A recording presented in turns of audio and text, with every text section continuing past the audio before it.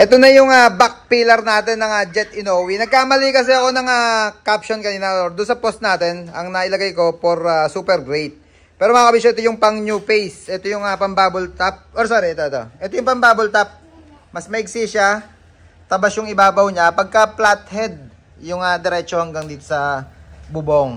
Yan. Meron tayo available na 2 sets.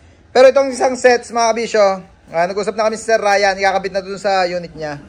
Patawag nga na sandali. Teka. Yan, pakita ko sa inyo yung pagkakabitan nito, yung new face mga kabisyo na pang bubble top. Yung isang matitira na available pang flathead. Teka lang, tawag lang tayo ng kabisyo natin na magbubuhat. Bye! Yan. Right, tara dali. Back pillar. Back pillar.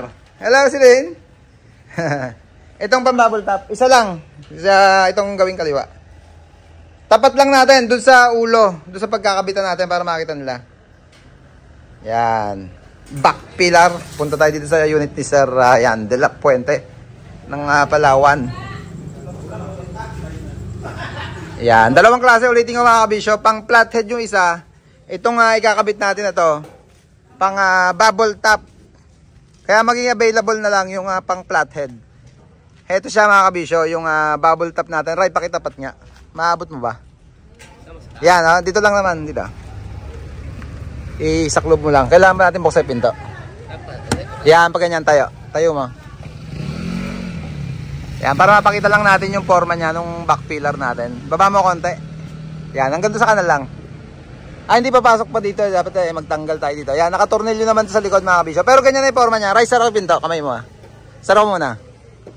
Sige, sige. Yan yung back pillar. Mas kitang-kita dito. Baba mo konti, Ray. Baba mo ka. Konti. Konti pa, konti pa. Yan. Yan ang eksaktong position niya dyan sa back seat or sa back pillar mga kabisyo ng Isuzu.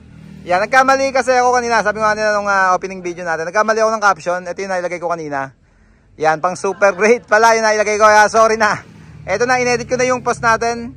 Pang Isuzu na new face mga kabisyo, yung back pillar natin. Yan, ikakabit na yan dyan bukas sa unit ni Sir Ryan de la Puente. Yan